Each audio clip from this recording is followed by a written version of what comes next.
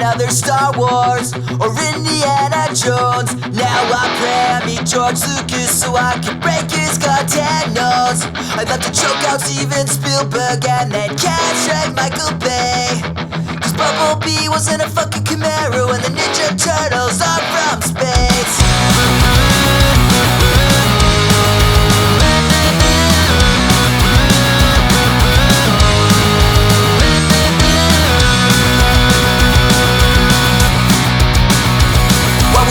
Another Karate Kid and then have a learn Kung Fu. Why wait for 30 years to make a Christmas Story 2?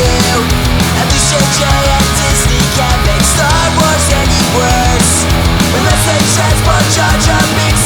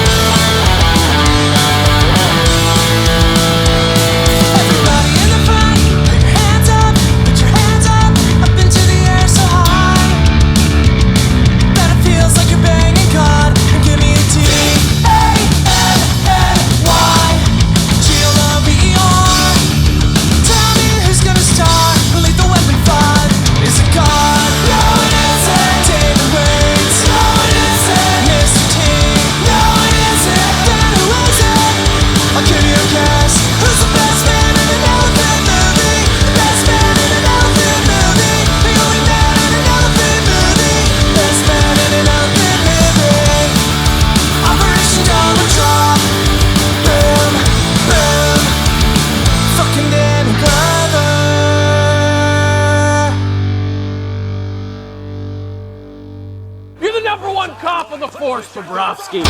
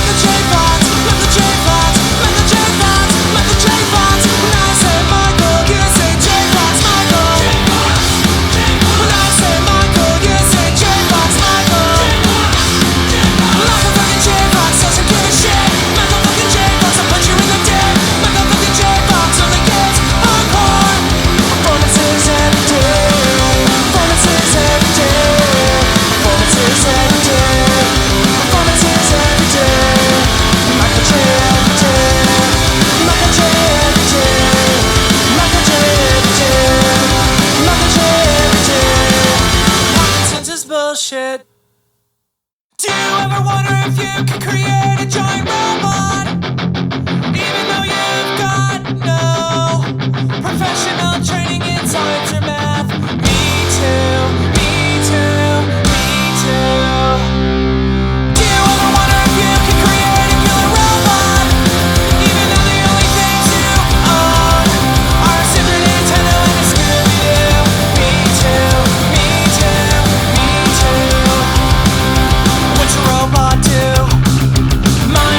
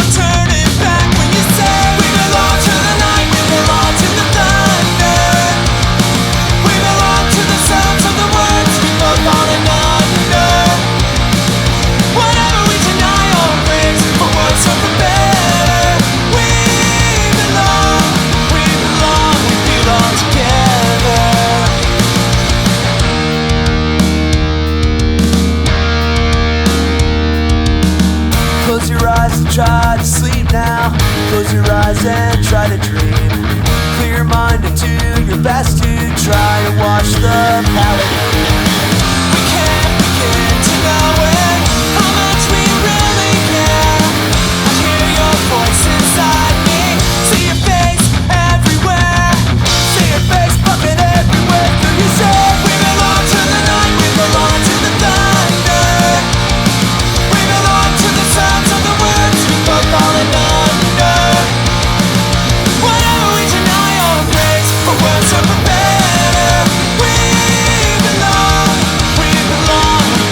together. We belong.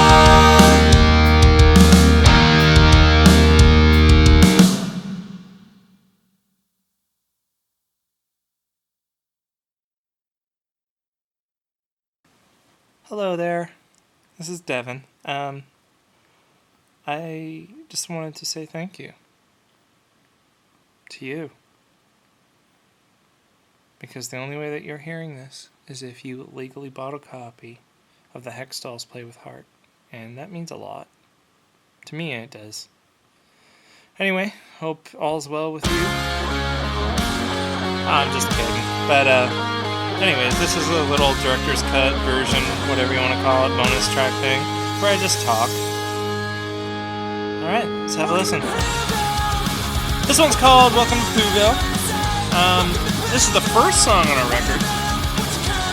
The melody that you just heard at the beginning is actually taken from a video game called Animal Crossing: A New Leaf. That melody is what you hear when you open up the game, and it plays on the title screen for a while.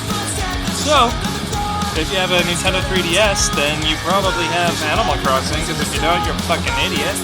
So, stop and put it back in and play it again. It's probably been too long. Yeah, so this is our first record in I don't know, how many years is it, Jeremy?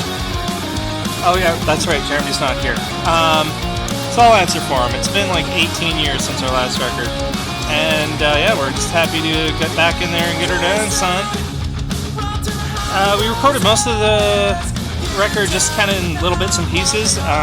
Jeremy, all this stuff that you hear, all 8 songs, were all tracked in one day on drums, because Nicole is a superstar drummer and was able just to plow it all out. And then we took 8 weeks to do the rest.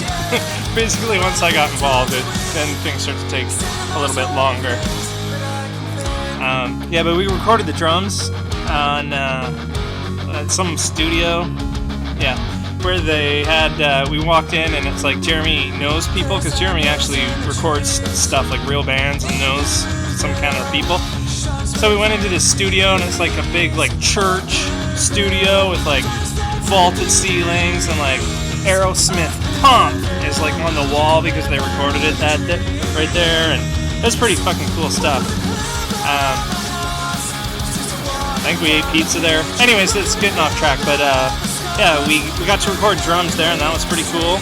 I guess I forgot to talk about this song, but I already told you. Just go play the Nintendo 3DS version of Animal Crossing, you'll figure it out. And if you can't figure it out, just email us at, I don't know. Just go to thehextalls.com and ask for help from one of your family members that understands how to use the internet. So, yeah, we recorded all this stuff in summer, fall, and winter of 2014, and now here we are. It's all done. This next song's called Ouch, My Childhood. I always call this one at practice Star Wars theme song 2, but that didn't take with Jeremy or Nicole or James. Well, for the final choice of song names. That line, you heard correctly, was Castrate Michael Bay. The single greatest line that Jeremy's ever written in his entire life, as far as I'm concerned. For a while I wanted to call this song Star Wars Theme Song 2, then I wanted to call it Let's Castrate Michael Bay's Balls and Dick Off. But I didn't try to push for that because I knew it wouldn't be too excited. At that point, you gotta know when to hold them and know when to fold them, know when to walk away, all that shit from Kenny Rogers. I learned something from Kenny. It's not going your way, you just fucking fold them, man. So we recorded this song in Jeremy's, at least the vocals part anyway, we're in Jeremy's apartment. This was like the funnest part to me of all the recording at all. Like, there's the other shit was super awesome, going to see like Nickelback and Aerosmith and Biff Naked or whoever else recorded at that studio was super fun. Even doing guitars, don't get me wrong, all this shit's really, really cool, but me and Jeremy just got to hang out at his apartment because he's got like a little mini studio thing and he knows how to make music. And we sat around because Jeremy didn't have lyrics for this song completely the day we recorded it, so we kind of brainstormed, and that shit's really fun to see how this stuff's gonna work. And we had lines like the Jar Jar Binks, like how could it get any worse? We were trying to toss up ideas like, oh, should it be the Ghostbusters, like Ecto-1 turns into a monster truck? The only way that things could be worse is if whatever. And it's just kind of interesting to see how it all turned out. It turned out really great. It's fun. But yeah, like Jeremy's house, we got to drink tea, and we got to fucking, like, there's raccoons outside his window. And what else was really cool? Oh, I got to wear he has shark slippers that I got to wear because I pretended that my feet were cold because I saw his shark slippers on the, like, over in the corner, and I was just like, hey man, my feet are cold. I don't know if we can track vocals or not. And then he's like, oh hey, I got some slippers. I was like, oh really? Okay, that's cool. I guess these will work. That's kind of weird, shark slippers. I guess I could. And then I was just like, my tea is out. Can you get me another honey tea? And yeah, and that's pretty much, I did that throughout the entire time he was trying to track vocals for that song. Alright, this, hey, Singing Toilet. This song it's a hot jam. I'm not gonna bullshit you. I mean, you can tell, right?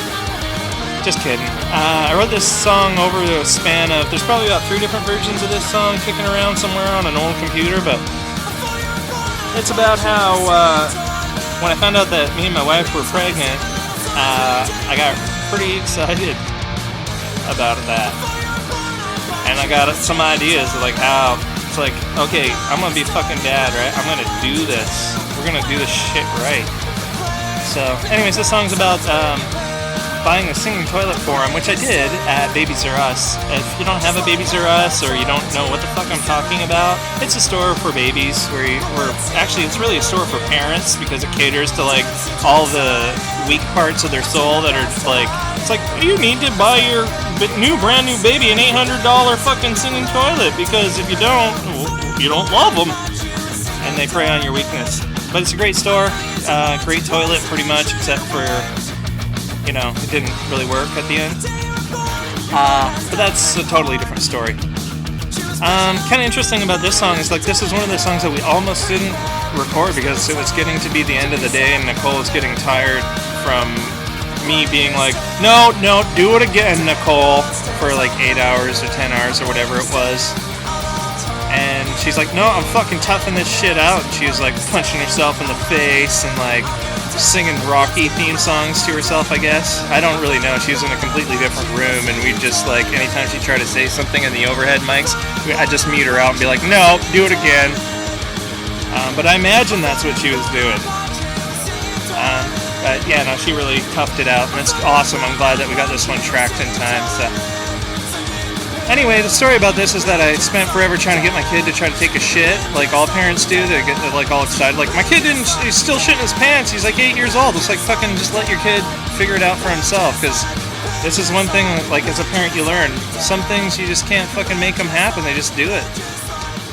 I shit on this thing like 50 times and showed him and told him it was cool and tried to get him to high-five me, and he just freaked out and wouldn't do it. Then, like, on his 3rd birthday, he just jumps on the toilet and says, I gotta take a shit, and he's done. So, we returned the toilet. By return it, I mean we just threw it out. I'm not gonna return a toilet, you fucking sickos. Okay, anyways, I got off track there. What's coming up next here? We got Singing Toilet. Oh, yeah. Johnny Glover, the first black man that I think should have taken over the world. So this song's basically about how I get opinionated about things that I have no idea what I'm talking about. In this case, it's movies. I watch movies, and then I never know who actually was in them. And somehow I get in arguments with myself and maybe other people. I don't know about what the fuck really happened and like who was in it and stuff. Anyways, this happens a lot. Like, this is a great example. In this chorus, I found out after we mastered the song that fucking Damon Wayans wasn't even in White Chicks. That's what I was trying to make fun of him about. So I was like, fuck. And then I found out that there's another Damon Wayans altogether that most people know, who's like a guy that's in like Let's Be Cops and the massive popular show New Girl on TV. So it's like two levels of what the fuck just happened. It's like I'm talking Damon Wayans in my day, there used to be a real Damon Wayans, and he was a goddamn Homie the Clown. And he was in White Chicks. And all sorts of other random shit that isn't real. So, the song's a real wake-up call. Hey, Damon Wayans again. God damn it. Mr. T, though. I mean, everyone knows Mr. T, thankfully. Can't fuck up Mr. T. Anyways, I have like 18 versions of this song that I recorded in a closet downstairs in my basement while my son was trying to sleep, because I have a young son. And so there's like a ton of versions of this that are even more confusing and complicated than this one. So be grateful if you sat through that. I mean, you almost deserve like a badge of something. We should be giving out some kind of badge. Like, I listened to the entire song and explanation, and all I got was this lousy t-shirt. I think I'm onto something. Alright, who's the number one cop in the force? This one is about Sergei Bobrovsky, who's a Russian goalie. He's actually a really good goalie now. He played for the Flyers for a little while when he was a rookie, and he was pretty good. And then the Flyers put him in the playoffs, and he got blown out. And they said, you suck shit, and they traded him. And I sucks shit pretty bad. So I like that guy, I still love him. Anyway, the thing about him being a cop and the whole joke with that and the clip at the beginning is Jay Onrait from TSN, which is the sports network in Canada. They show hockey highlights all the time. And anytime there would be a highlight that involved a game that Bobrovsky was playing, this guy'd be like making up funny cop shit like, Bobrovsky, you're off the force! Bobrovsky, turning your badge! Bobrovsky, you're reckless! Bobrovsky! And just funny stuff like when they get scored on or whatever. And they even had like a thing that showed up on the screen where it was like they made their own graphic where Bobrovsky has a cop hat on his head. And the thing is, he's a Russian goalie, he's still pretty young, he has a baby face, right? And then this big cop hat on his... Anyways, look it up on YouTube, it's fucking hilarious. And so, most of the lines from the song are just from the funny shit that Jay Onrait said, so I guess it's not really about hockey, but whatever, who gives a shit. It's pretty awesome. He joined the Philly PD and took a job in the crease. And this one is... Yeah, I want to help you with these ones, because these ones are tough. Tied a Nerf gun and goalie stick to his waist. Never solved the case of the missing puck between his legs. Now he's off the force. So yeah, those ones are kind of tough because even the really had to jam that in there. But turning your badge, turning your gun is something that Jay said as one of his jokes. But man, it sure fits because it's like that's like the Flyers trading him away to Columbus. The hat's too big, the head's too small. You're just a rookie, and we tried to put you in the playoffs, huh? All right, well, enough of metaphors. So this has kind of got a little jungle shit going on. That's because I saw a picture of Michael J. Fox petting a couple of leopards, or lions, or tigers. I'll have to look it up. Maybe they were Bengals. I don't know cats. But it looked jungly. So, Jimmy the Con learned how to play that on bass. If that bass line, boom, ba-dum, bum, ba-dum, bum, bum. Because Jimmy the Con knows how to do shit. Jimmy the Con, let's talk about Jimmy the Con. I don't know if we talked about him very much yet. This is a song that he did a thing at the end on, and it'll be on like the Michael J. Everyday. That wasn't even in the song for the most times that we practiced it. And then he did it at the end, and it was like we added this whole Michael J. Everyday thing that has a bunch of cool shit. And that's all just because we sort of tweaked what he did on bass. But yeah, it's interesting, you know, when you record with different people and you see how they do things. Jimmy the Con is exactly what you would imagine. He's the bass player. It's tall, huge, doesn't really say much. You're not really sure if he's ever going to punch you in the face and break your face or not, but he usually doesn't. And then he just like goes and plays bass super fucking fast and makes like zero mistakes. So you should get one of those. If you have a band, go get yourself one of those Jimmy the Cons on it. So this part of the song is a little cheering thing, I guess. Wouldn't be a Hextalls record without some kind of cheering song on it. So if you want to yell hardcore, lots of people like to yell hardcore. I know I do. Oh, here's that part I was talking about. Jimmy the Con's bass line's coming up.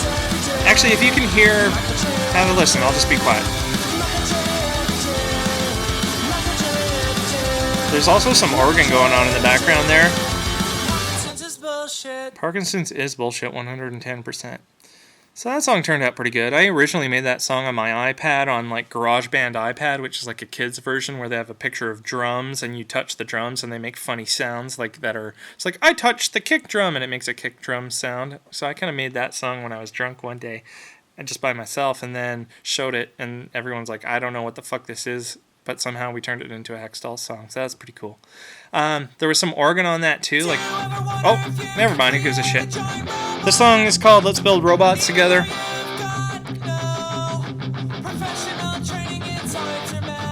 Me too, me too, me too, never back. So there's a line here about having a Super Nintendo and a Scooby-Doo. That line was going to be an Xbox One and a Scooby-Doo, and a stuffed Scooby-Doo. But then Jerry Shields, the person who did art for us, we told her that we needed a robot cover, and she's like, okay, cool. And she drew the most amazing fucking picture I've seen maybe in all my life of a robot that's built out of a Super Nintendo, and there's just no way I couldn't change Xbox One into Super Nintendo. And to be fair, like, Super Nintendo has a lot more really cool games than Xbox One anyways, so it kind of worked out for the best. This song's probably one of the first songs we jammed, like maybe a year or two ago before we recorded. It's probably the oldest out of all these songs. And at first I was like, I don't know, after we recorded it all, I was like, I think it's too slow, but oh well, what are you gonna do? So it's about, like I said, it's a couple years old, this song, and I wrote it originally when I found out that Chad and Avril got married. That was a pretty fucking big deal, you know, to me. And to a lot of other people that care about that kind of shit, so.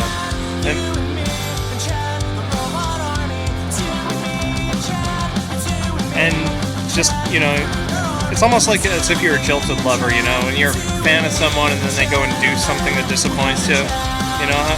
I don't know, maybe you guys have never been disappointed until you heard this song. Never mind, I won't go into the self-deprivation. But, yeah, so it's about Chad Kroeger Robot Army.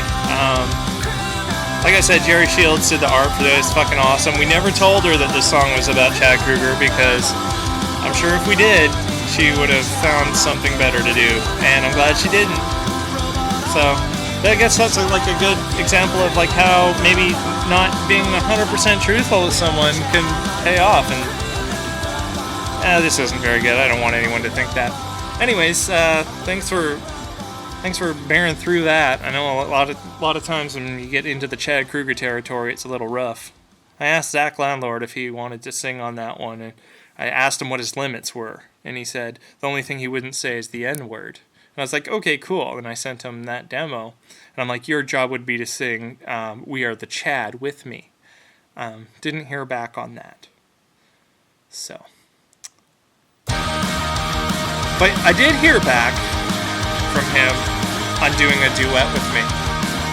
Ta-da! Boner, boner, boner, boner. So this song's called We Belong. It's by Pat Benatar. It's the first ever Hextalls duet. The first ever Hextalls cover song since 1999 when we covered the Nobody's Something About Love. I can't remember, actually. It's been a long time. Anyway, I'm pretty stoked that this turned out. It's like, for one, you never, as I don't know. I shouldn't say you never, but it's really hard to get people in a studio and get people together. It's hard for even our own band to get together for practice or get into the studio all at the same time. So to get someone else to do guest vocals for us is like super fucking cool. And the fact that it's Zach is great.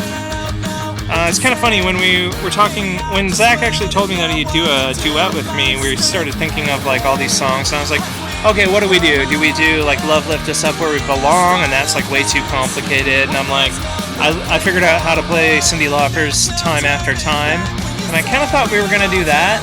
And then so we were kind of almost going to do that, and then Zach sent me a message, a text, and he's just like, dude, I was just at the mall, and I heard a perfect song, it's going to be great. And then first off, I was just like, well, what the fuck are you doing at the mall? You're into your landlord. Like, aren't you, like, eating shit out of a garbage can or whatever you guys do? Are you, like, yelling at some guy and stabbing him? I don't know. But, anyways. Zach,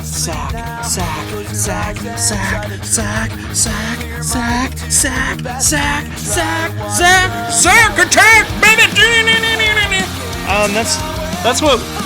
That's kind of how that part went when we practiced it, because he wasn't there. He was in Minneapolis or whatever, so that's the part that I would sing since he wasn't there. Anyway, so Zach heard this song and figured out, he's just like, oh yeah, this will be easy, even you could play this. And I was like, oh great, first off, I'll do anything you want. And secondly, if it's easy, great. So obviously, once I heard it, I couldn't play it, but I'm surrounded by people that know music, like Jeremy, Nicole, and James, so it's all good. Practiced singing this song probably about 3 months straight in the closet downstairs while my kid was sleeping. And then I still fucked up the pre-chorus, so sorry about that, buddy. Anyways, so that's it, man. 8 songs. That's as good as you're going to get from the Hextalls in 2015. We all got kids now and shit. We're busy. But I hope you liked it. I think it's probably my favorite. Anyways, rock on. That was the Hextalls' Play With Heart, Rip a Fart, and Tear Your Fucking Asshole Apart. I'm going to have to edit that. Alright, anyways, thanks. Bye.